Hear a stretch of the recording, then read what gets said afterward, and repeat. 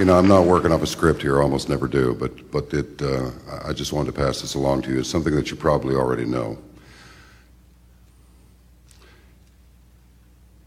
Fear is what's driving all of this. Fear of those who are the perpetrators, their fear of exposure. Fear from some people who could come forward, but they just want to make it to retirement. We're talking about people in academia. We're talking about people all over.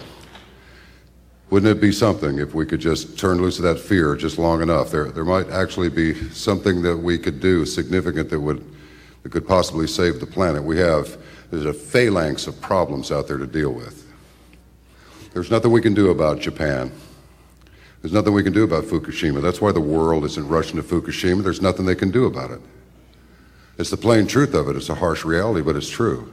But this stuff that's being sprayed overhead with its desiccant effect, smothering plants, metal infiltrating the human body, all these various diseases that nobody can prove is causing these ailments, not yet.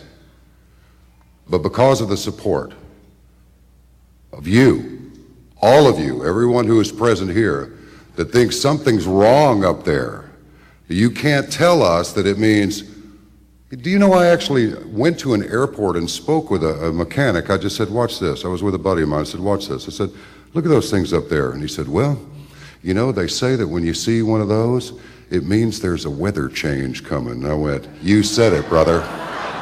That's exactly what it means, all right? So anyway, just a little food for thought. We spoke recently on Caravan to Midnight with a man who said, they're not going to tell you that they're wrong. The universities are not going to tell you that, sorry, here, you get your money back. We were teaching the wrong stuff the whole time. They're not going to do that. So what do? You go over it, you go under it, you go around it, or with the help of you, we'll go through it. And we'll go through it together, all right? And now, there will be a presentation put together by the founder of this feast, Mr. Dane Wigington. It is called Engineering Earth, the Weather Modification Assault on Humanity. Mr. Wigington, please come most presently upon your hour.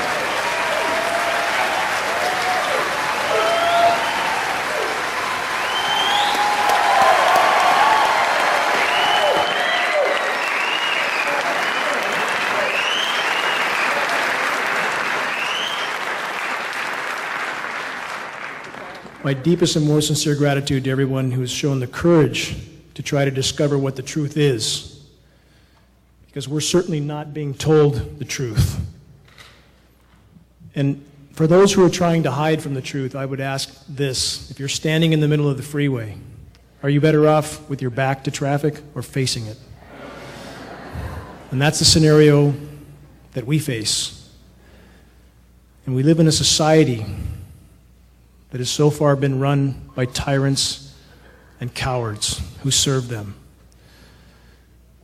We cannot stay on this track any longer, or we will have nothing left to salvage. So when I go into this PowerPoint presentation with data that's recent, breaking, and frankly hard to keep up with,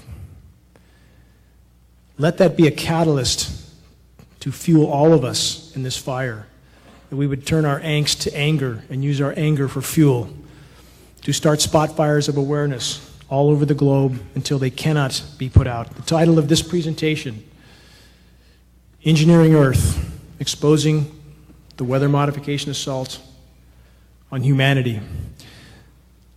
I came into this battle, for those that don't know, I have a background with Bechtel Power, a background in renewable energy. My home was on the cover of the world's largest renewable energy magazine. I moved to the Pacific Northwest expecting to find clean air. I grew up in smog. As a child, I wanted to be out of that air, and I couldn't understand how the adults around me thought it was okay or normal. When I moved to the Pacific Northwest and built a large off-grid home and began to lose 60, 70, 80% of my solar power uptake from whatever these aircraft were leaving behind, I started to research, lots of research, followed by lab testing. I did not want to believe this was going on in the skies above me. I did not want to find the metals named in climate engineering patents in my precipitation, but I did. So from that point on, this effort has been something I didn't want, I didn't ask for. But when one is faced with something of such magnitude that will strip the future of your children, of all children, there's no other choice. What is climate engineering? Climate engineering is the epitome of human insanity. It's the epitome of human arrogance, superseding all other forms of tyranny so far. Climate engineering is known by a number of terms: solar radiation management, stratospheric aerosol geoengineering, stratospheric aerosol injection. This is the kind of science diagram that you see in many of the science publications. And there's a reason there's so many different forms of geoengineering shown, because they want to confuse the public. They want to show things that are so outlandish, like space mirrors. How feasible is that? And they mix this with remote control ships spewing marine layer. Also infeasible. Ocean iron fertilization.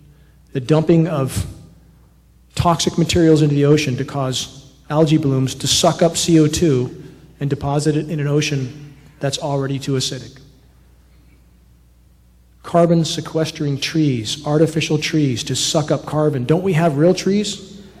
Why do we need artificial trees? And finally, and most importantly, a jet aircraft spraying aerosols into the sky for the purpose of deflecting some of the sun's incoming thermal radiation.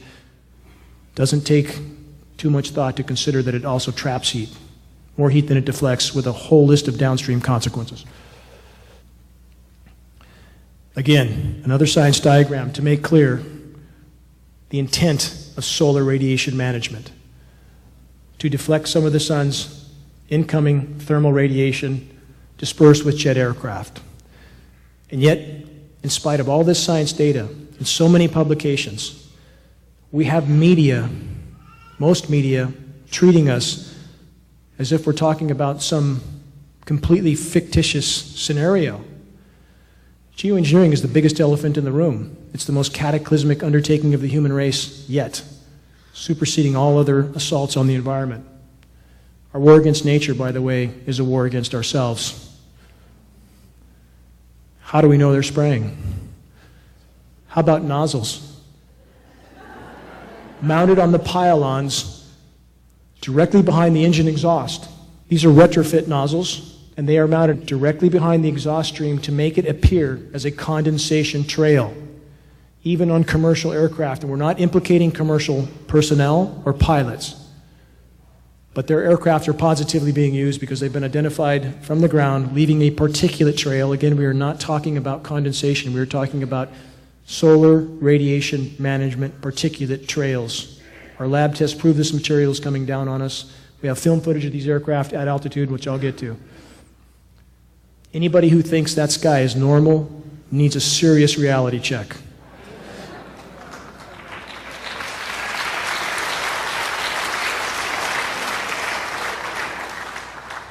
That's about as unnormal as it gets. And we live under toxic skies. Our children live under toxic skies every single day. I can't tolerate life like that.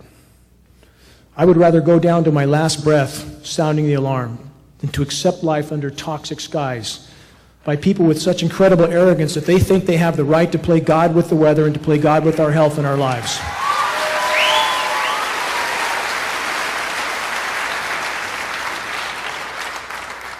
Four photographs, 3 of heavily geoengineered skies, aerosolized skies, 1 untainted picture. How many of us even remember what such a sky looks like? It's so seldom. We have lost track. These programs have been occurring for 65 years, having a profound effect on climate systems around the globe. Few of us truly know, quote unquote, natural weather in any way, shape, or form. The system is very complex and intricate and entirely connected. For those who think they can intervene with these systems and do anything but harm, it's the same as the pharmaceutical commercials we see on the TV every day, Take this for that ailment, and by the way, here's 20 other things that are exponentially worse. And the next commercial is an attorney's group saying if you took this and that, you can sue, and you're going. This is the mentality that runs the planet. How can they get away with this? Because we're letting them get away. Because we're on our iPhones, watching football games, and that reality will not continue much longer. Learn to recognize what's an aerosolized sky. Inside, if you think it's only passengers inside aircraft with windows on the side that look like passenger jets, think again. There's a lot of things inside these aircraft that we're not being told about. And for those, again, who try to marginalize an issue of such gravity, either because they're afraid or because they've completely lost touch with the reality, how much proof do we need? And this is only a sample of that proof. This is important. It's important to understand that the greatest lie ever perpetrated on the human race is the lie of the condensation trail. Do condensation trails exist? Yes. But almost never behind a high bypass turbofan jet engine, and that's what that is. All commercial aircraft and all military tankers are fitted with a high bypass turbofan jet engine. It's a jet-powered fan. It's designed for fuel efficiency. 85% of the air that passes through that engine is non-combusted. By design, that engine is nearly incapable of producing any condensation trail except under the most extreme circumstances, which very rarely exist.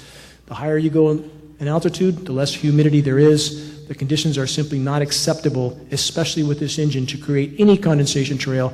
So even when you see the short, bright trails, and they are trying to be more covert, there's no question. The in-your-face spraying with horizon-to-horizon trails has been diminished over at least California. You see the short, bright trails, you're still seeing spray, period. Take a good look at the image on the bottom, especially. That's a KC-10 spraying. You can watch that one turning on and off. That's a military KC-10 with nozzles visible. Watch here.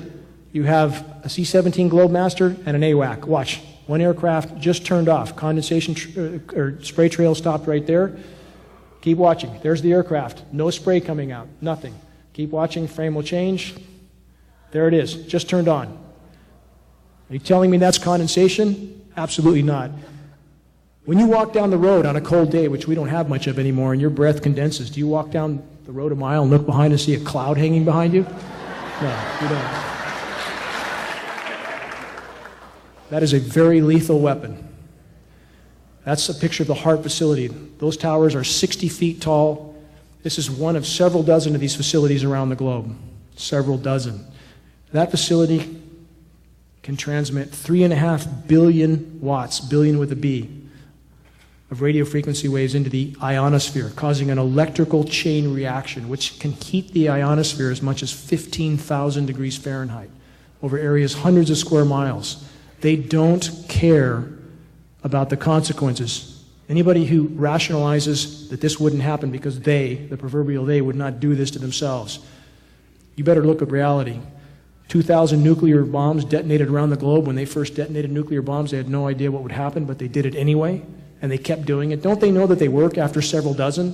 Do they need to blow off 2,000 nuclear bombs? Let's take Fukushima, that may kill us all. There's no technology to cure Fukushima, none. It's a nuclear volcano with no end in sight. And there's 60 more nuclear plants on the drawing boards right now. Japan has just started to reactivate its mothballed, outdated, dilapidated nuclear reactors. We are not dealing with insanity. We're dealing with a power structure that's clinically insane. So don't attempt to rationalize what they do. These are known locations of ionosphere heaters around the globe. There are likely many more locations that we don't know about. I want to stress this is a runaway juggernaut of total military industrial complex insanity. And they are using our atmosphere for a physics lab, and we are all the test subjects. What do aerosolized microwave clouds look like? That's what they look like. And we have the meteorological community telling us this is normal. And consider what the science community does after Fukushima. They raised the quote-unquote safe level of radiation by 10,000%. What changed? They make it up as they go, and we have an academic system that has been bought, sold, and paid for by the power structure.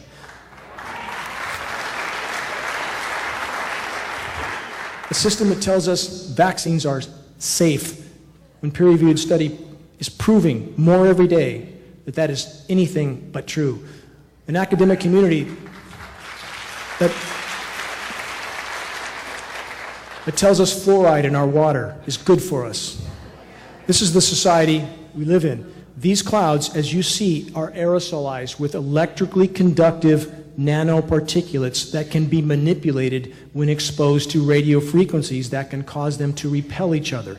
So you get an appearance, if you put iron shavings on a table with a magnet underneath, they align. And this is the same scenario we see in our clouds. So this is how they're trying to create as much cloud cover as possible, however toxic, however damaging to the atmosphere. That's their goal. This is part of how they accomplish it. These clouds are absolutely, indisputably being exposed to radio frequency transmission, and they're heavily aerosolized. 4 radar images. The top 2 are the same image, taken at the same moment, with 2 different filters. You have standard infrared, enhanced infrared. If you looked at the enhanced infrared on your nightly weather show, wouldn't you become a little bit alarmed?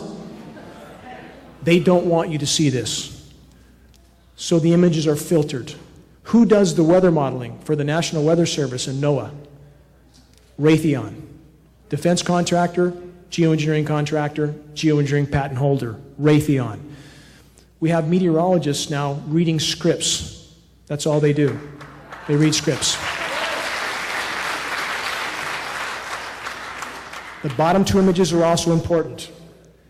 If you look off the coast of California, this grid pattern spraying occurs almost constantly. This is what they attempt to be solar radiation management, to stop the thermal energy from entering the ocean. Is it working? Well, given that we have the warmest ocean temperatures by far ever recorded in the Eastern Pacific, I would say no, it's not working. The whole ecosystem is dying right now. The marine ecosystem is dying right now. We have the largest red tides ever observed from Baja to Alaska. We have fisheries shut down. We've had 10 to 15,000 seals wash up on the shores dead. How much of that are you being told while we're being shown the Donald Trump parade of idiocracy? How much? This is killing our biosphere, period. Droughts are expanding around the globe. This can't happen in an overall sense on a planet that's warming. The laws of physics say it can't happen unless there's something in the equation that's not being acknowledged. The atmosphere holds 7% more moisture for every degree of warming centigrade. On a warming planet, it must rain more overall. The only reason it can't is because we have an atmosphere filled with particulates, the express goal of solar radiation management. Yes, pollution's a part of that. Pollution's a big problem.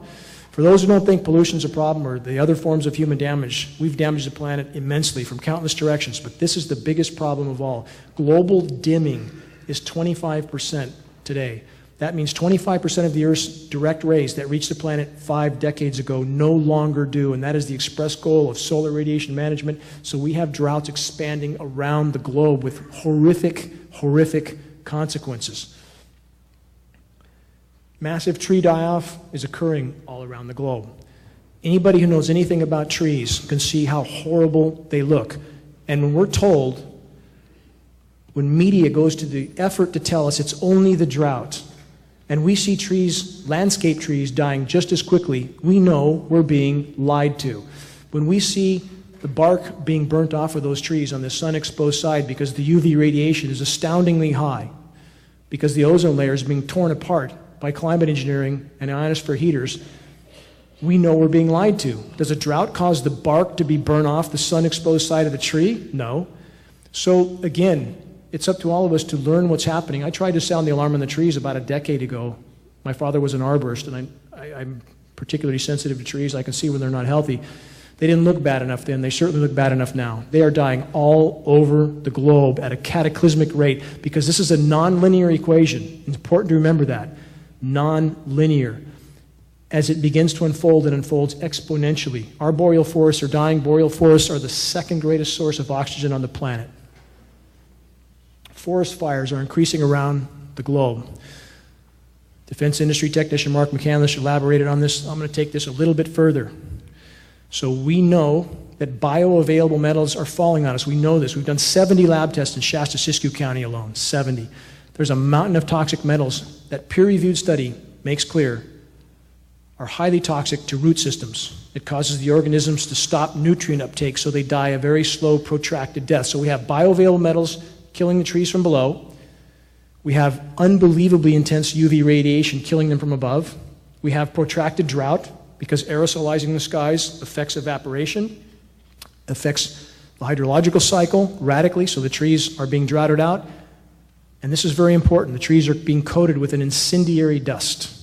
These metal particulates are incendiaries. So from every direction, the forests are burning up. Right now in Siberia, record and cataclysmic fires are happening. We're not being told about that. Siberia is losing 100 million acres a year. Canada lost 600% more forest to forest fire than the historical norm. There's nothing normal about any of this. So when your media tries to pacify you and agency officials try to pacify you because that's their job, stop and consider that they are paid to deceive the population, to keep the population calm. Whatever else their motive, that's what they're doing. More confirmation. Again, all the red zones you see. Forest fires burning around the globe at unprecedented rates. And this is a feedback loop. The more forests burn, the more greenhouse gas is released. And anybody who says greenhouse gas is not a problem is also off track. It's a huge, huge problem. Not just CO2, but methane. And climate engineering is making the whole situation exponentially worse. The planet cannot respond to the damage being done because it's virtually in a straitjacket of toxic geoengineering, metal particulates, and radio frequencies. Fires are increasing exponentially. As the hydrological cycle is disrupted, record flooding increases along with record drought.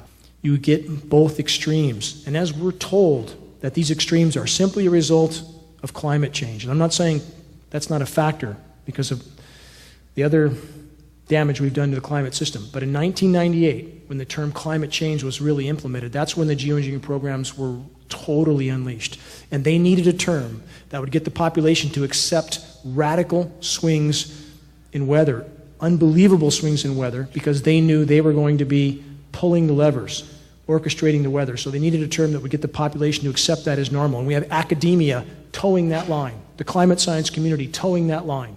And they're doubling down on their lie. The deeper the lie goes, the more they hold to it, because once it's exposed, there'll be a shockwave around the globe.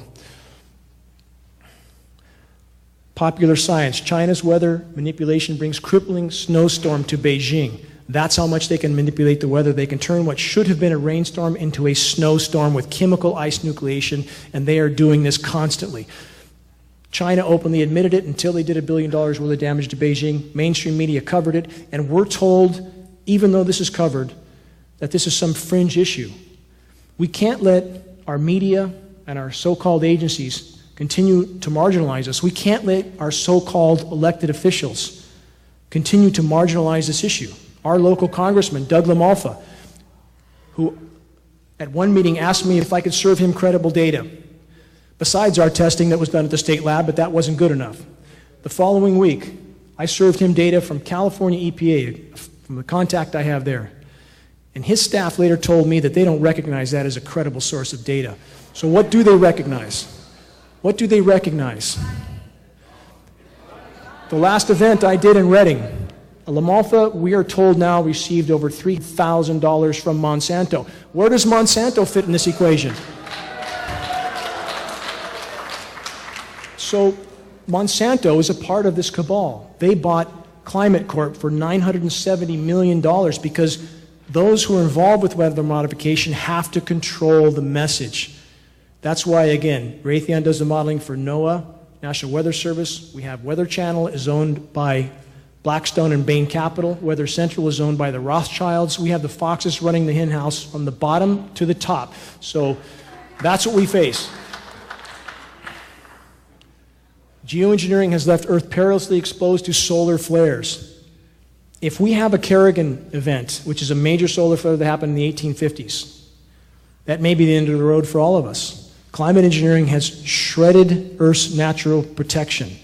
So now if we have a major CME, a coronal mass ejection, major solar flare, that will shut down electrical grids around the globe. When those grids are shut down, we may have Fukushima times 100 or 200, and that would certainly be the end of the road. But from their logic, the more they spray, the more they have to spray. What a downward cycle is that? The more they destroy our natural protection, the more they justify spraying even more. In addition to the risk now from a CME, a coronal mass ejection, I want to stress we have a shredded ozone layer, and we are seeing UVB readings 1,000% higher than we are being told. If the sun feels hot on your skin, it's because it is hot.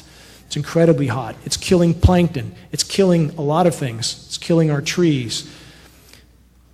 We're told no more than 5% of incoming UV should be UVB. We're seeing 60%. And we're seeing UVC on the surface as well. We're told UVC stops 100,000 feet up. We're seeing a slight reading on the surface. The next band of UV radiation is X-ray. That should point out how lethal that this is. Our oceans are becoming toxic dead zones. Why do you see jellyfish? Because jellyfish survive in low oxygen environments, and they are proliferating around the globe because the oceans are dying. Seeing proliferation of jellyfish is a horrific sign. Japanese fishermen can't net fish anymore because there are species of jellyfish that are as much as 9 feet wide and weigh hundreds of pounds. They're breaking their nets. And the Japanese thought they would try something to fight nature. Again, when we fight nature, we fight ourselves. They built nets that would sift the jellyfish and cut them into tiny parts. That's what makes jellyfish proliferate. So now the problem expands. And again, we see fighting nature is a losing proposition. And climate engineering is the epitome of that. We have polluted toxic zones. We have mats of algae in China. How many people have seen a picture like that? Mats of algae that are so thick you can walk on it on the ocean. That's the sign of a dead ocean. And we have this lie that's being perpetuated that somehow technology is going to fix all of this.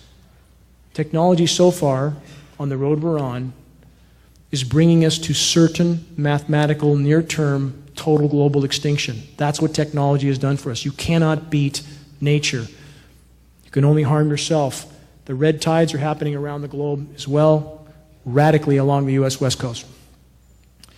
Over 400 ocean dead zones around the globe are expanding, some as big as 10,000 square miles. Dead zones where nothing lives, and they're expanding. 95% of global pelagic fish populations are already gone. We're not going to be eating fish much longer on this course. This is extremely alarming. We're told nothing about it, and the largest scientific panel ever created in human history, the IPCC, 2,000 plus of the world's top climatologists don't even consider this a factor in their models. How can that be? What kind of education do these people have? This is methane expulsion. Methane holds the key to life and death on Earth at this point more than any other issue. Climate engineers claim that their programs will help with this situation. After 65 years, are they helping? No. So what you see on top, that's a methane blowhole. It's happening all over Yamal, Siberia. That's from massive methane explosion out of the ground. These craters are surfacing everywhere. It's happening on the seafloor. Methane is flooding the atmosphere as we speak. We're told by the climate science community methane is 20 times more potent than CO2. Again, a half-truth. That's over a 100-year time horizon. Over a 10-year time horizon, it's 100 times more potent. Methane is like flooding the player or filling the atmosphere with a layer of glass, and it's covering the planet now. You see the methane escalation on the chart below, and let's get to another layer of insanity on the right. That diagram represents the latest layer of climate engineering insanity, Project Lucy and Project Alamo, to use these massively powerful ground-based ionosphere heaters, to microwave the atmosphere in an attempt to degrade the methane that climate engineering helped to create in the first place. One layer of insanity on top of another. Atmospheric methane saturation is contributing to noctilucent cloud formation. These clouds may look beautiful, but they are ominous, absolutely ominous. Again, the atmosphere is filling with methane as we speak. There's enough methane in the Arctic and the East Laptev Sea to cause a Permian-style mass extinction 100 times over. There's enough methane to turn this planet into Venus. And these clouds are a sign of that process continuing, and geoengineering is helping to fuel that process. Whales threatened by metals in water, toxic metals, specifically aluminum. It's not just in the water, they're breathing it. This image is to make this point. You cannot hide from these programs. There was 1,000 whales tested from the most remote places on the planet in 2010, and the report stated they contained jaw-dropping levels of aluminum in their tissue. Jaw-dropping levels. You cannot hide from this, and every single one of us is sucking this material in with every breath we take. This headline should be considered. USA Today, 2,000 geese fall dead out of the sky in Idaho. Idaho Department of Fish and Game apparently says that cholera is suspected in the death of the snow geese. Now, I just want you to consider, do you think it's possible that 2,000 geese are flying along and they suddenly all contract cholera and fall dead? We have to check our reality. We have to. We are literally being herded off a cliff right now, every single one of us from every direction. We have to check our reality. We have to make our voices heard, and that's the kind of lies we're exposed to every single day. We need to wipe our biases clean, wipe our preconceptions clean, and look through a clear lens.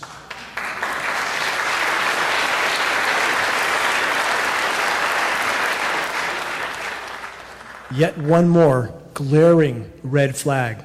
I've communicated with some of the top bee people in the country, going back a number of years, pleading with them to look at our data, pleading with them that there is a much bigger issue killing the bees than just farm chemicals. And the bees are collapsing. They're completely collapsing. This year is worse than any other year. They're dying in the summer now, not just the winter. They are collapsing. All the pollinators are collapsing. So what do we have now? We now know, with peer-reviewed study, that bees are testing with 70 times more aluminum in their system than what it takes to cause Alzheimer's or dementia in a human being. It's a wonder any of them are alive. 70 times more. And this is important as well. When you have somebody from some agency who's paid to lie, who tells you it's normal to have aluminum everywhere because it's a very abundant element. That is a lie of inaccuracy. Aluminum is very abundant in the environment, yes. But it does not exist in the environment in free form. It doesn't exist in free form. It must be mined and refined and sprayed for it to be scattered everywhere in the environment, and that's exactly what's happening. It's not just the bees that are dying. Every single one of us is being contaminated. These materials are bioavailable. They're building up in our systems, and it doesn't matter whether you believe it or not. It doesn't matter. It's a fact. And we have the lab test to prove it. Alzheimer's, autism, the common link is aluminum. I tried to sponsor an Alzheimer's event here in Reading, $500 donation to the Alzheimer's Foundation. They refused that donation because they stated emphatically that aluminum had nothing to do with Alzheimer's. And they sure didn't want me talking about the fact there's a massive aluminum contamination that our authorities are not telling us about. And I know this. I've been in meetings here in Reading with Reading Environmental Waste 5 years ago, closed-door meeting. I was asked to attend because I study this issue. Shown tests of the Sacramento River with massive spikes of aluminum. I was allowed to attend that meeting on the promise of confidentiality, which I'm breaking now. And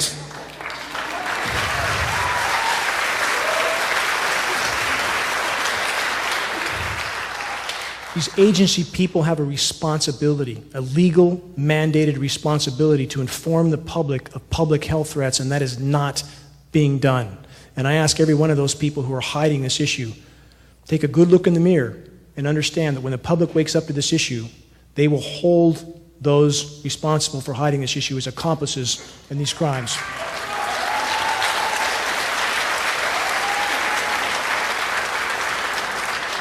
One last statistic on this frame, and I'll move on. That autism chart is not current because we're not seeing current charts. They seem to be scrubbed off the web. But we're told right now, autism has increased 10,000% since 1975. Over 10,000%, from 1 in 5,000 to 1 in 47. We're now told by one of the primary research institutions in the world, MIT, that in less than 10 years, 1 out of 2 children will have autism. Brand new study, this is a week old, from a physicist who's a personal friend, Dr. Marvin Herndon. It's been published in a peer-reviewed manual. This is a big arrow in our quiver. Evidence of coal fly ash, toxic chemical geoengineering in the troposphere, consequences for public health. Again, this is in a peer-reviewed science journal as of a week ago. There will be no hiding this issue much longer. And what does it appear? The chemical signature for what's showing up in rain tests matches coal fly ash, a substance that the EPA has told us is not harmful. They've been trying desperately to get rid of, and it seems to suit the purposes for geoengineering, and evidence is increasingly indicating that toxic coal fly ash may be one of the base materials they're using to spray because it gives them plausible deniability. This report elaborates on that. You can read this on geoengineeringwatch.org. This is an important map. This is departure from normal high temperature map for 2014. The only significant zone below normal global temperatures for 2014 was the eastern half of the North American continent. Take a good look at the blue zone on the eastern half of the U.S. Does that look normal to have one zone that's so anomalously cool in a world that's so warm? Why would that be? And that's part of geoengineering at this point. They're trying to hide the magnitude of what's unfolding, of what they have helped to cause to happen by throwing everything they have at cooling the zone with the highest percentage of U.S. population, engineered snowstorms. The tests prove it. So they can talk about Boston snow over and over and over and over and confuse the population and not mention the fact, by the way, 14,000 feet up in the Sierras, there's nothing. Nothing. So this can't be hidden much longer. We just passed July as the warmest ever recorded on our planet. This year is shattering records, ocean temperatures off the scale. Again, there'll be no hiding this for long, but it's important you understand that when you're seeing headlines of certain areas that are cold, consider how unnatural this scenario is. This is important. Again, the Pentagon, the U.S. military, and all the top U.S. military brass considers climate change the greatest and most immediate threat. Not only do we have all the top U.S. military leaders stating climate change is the greatest and most immediate national security threat of all, everywhere we look, we find glaring red flags to further acknowledge the ongoing lethal climate engineering reality. From the military's own document stating its desire to own the weather, to congressional and UN documents outlining the global governance of geoengineering and specifically solar radiation management. Yet, in spite of absolutely overwhelming evidence, the official denial continues from all governmental agencies. This denial is then backed up by the power structure corporate media. The fight to expose and halt climate engineering is a fight for life, nothing less. I want to ask you, do you think they would ask our permission before they can engage in these programs? Not a chance. Not a chance. Did they ask anybody permission to go blow up islands in the South Pacific to test their nuclear bombs? No. Did they ask the U.S. population if they could do biological testing? No. About 24 cases of the U.S. military doing biological testing on U.S. civilian populations without their knowledge or consent. This is business as usual. We need to wake up from the bubble. This is the military we have.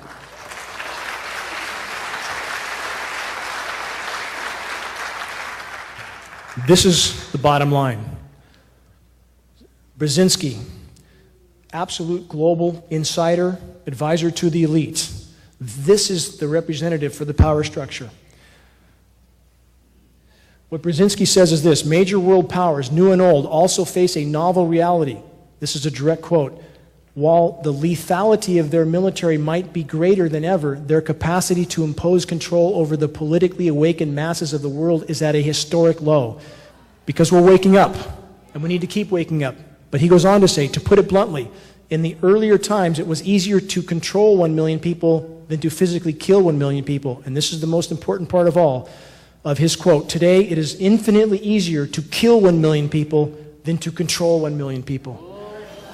This is coming from a global elite insider. I'm simply asking you to consider who is saying this. Henry Kissinger, inarguably global elite insider. He who controls the food supply controls the people. He who controls energy can control whole continents. He who controls the money can control the world. This is the mentality that runs our planet. And while they've kept everybody entertained and occupied, the cancer has spread to unimaginable proportions. And I want to make clear, our military, by the way, we have a lot of great men and women in the U.S. military, just like Mario Ramirez, who I'm honored to call my friend.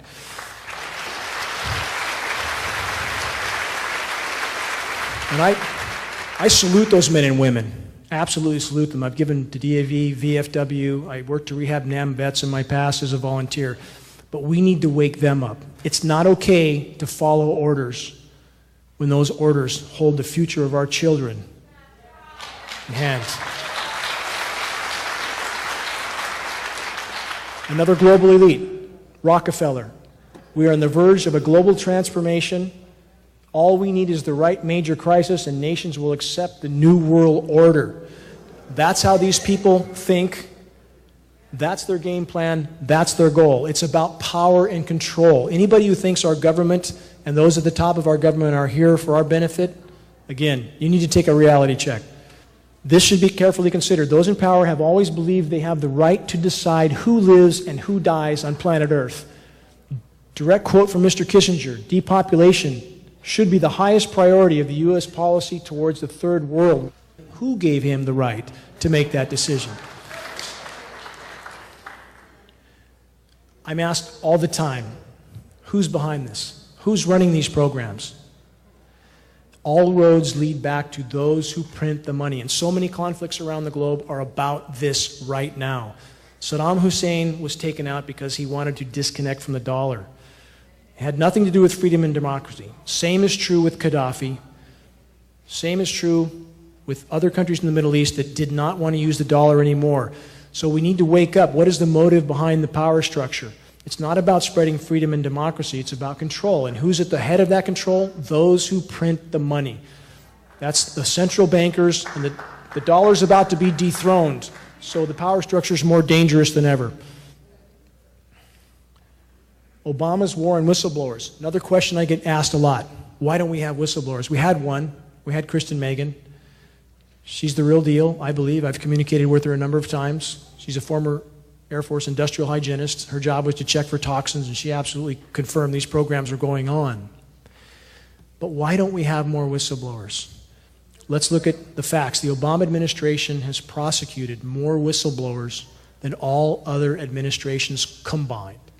Two, when we look at, for example, the torture issue, John Kiriakou, who blew the whistle on the torture that was going on with their own military, who is the only person to be put in prison?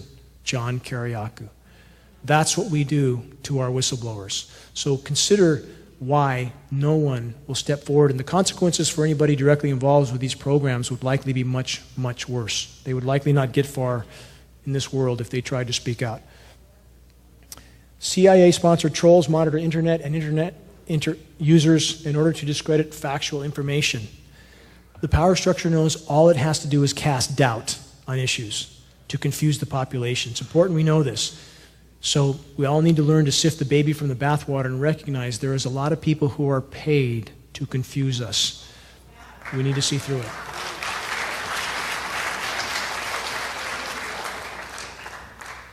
I want to make a point with this. The last presentation I did in Reading, I had a pallet that size of free DVDs to give away. 2,000 of them.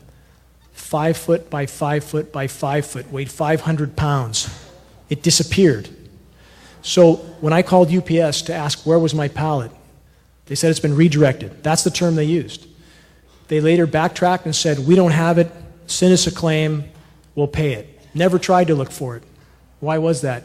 The DVD manufacturer who's shipped millions of DVDs said they've never had anything happen like this. So just to make the point that those in power can do a lot to slow the progress of movements they do not want to gain traction. Species extinction. You see the escalation. To be clear, right now, species extinction rates are 200 to 300 species of plant, animal, and insect a day going extinct. 200 to 300 a day. Anybody who tells you that's normal, and we have agency people, media people trying to tell us that's normal, that's 15,000 times background rates. Nothing normal about that. We are statistically in the 6th great mass extinction right now. In the last 40 years, human populations have doubled. You can see how fast human populations have gone up on the lower right. Wildlife species have declined globally by nearly 60% in 40 years. How long do we think that can last? We need to wake up to this reality now.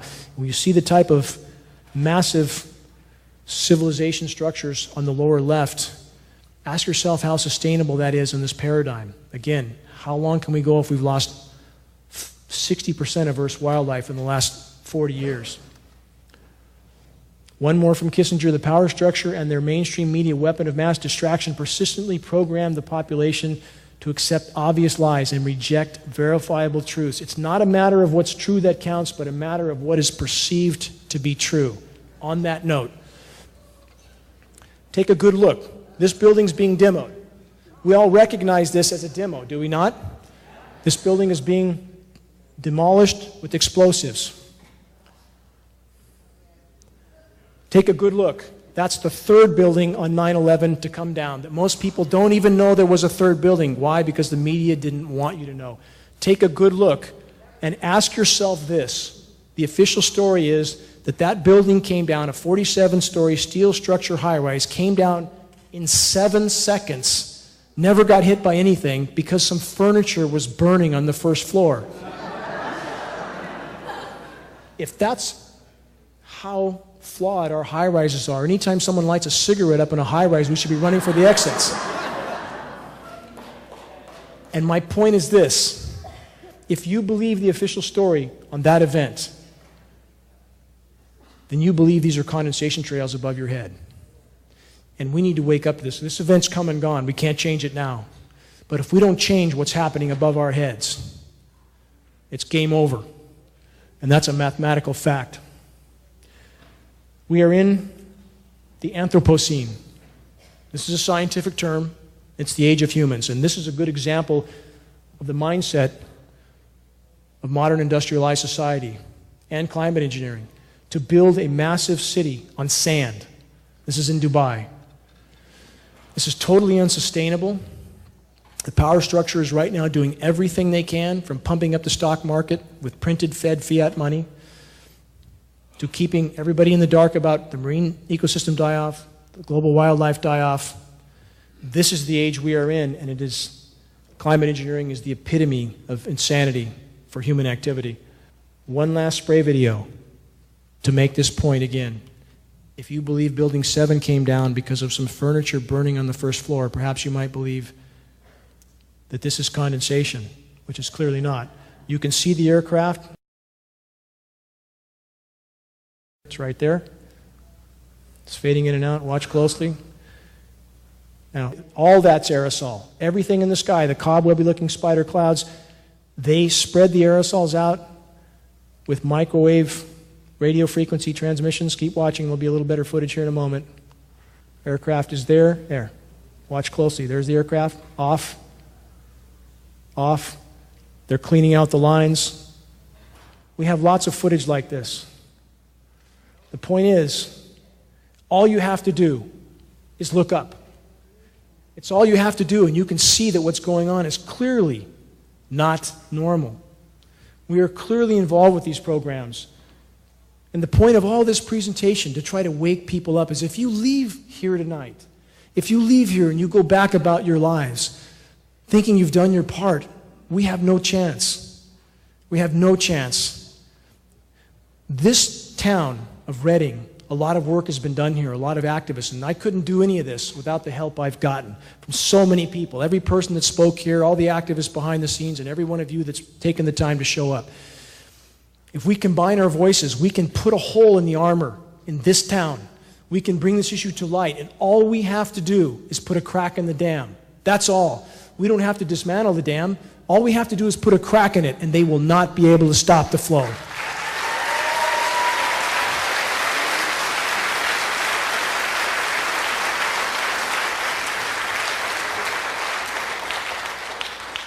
The only thing necessary for the triumph of evil is for good men and women to do nothing. Words of wisdom from Edmund Burke, to stand by and do nothing. And from the Hopi elders, we are the ones we've been waiting for. It's up to us. Even at this late date, we can do astounding good. However dark the horizon is, we should not be overwhelmed. We should use our angst again for fuel in this fight to march forward and put that crack in the dam that each and every one of us can do. Working together. Make your voice heard in the battle to expose and halt climate engineering. Thank you.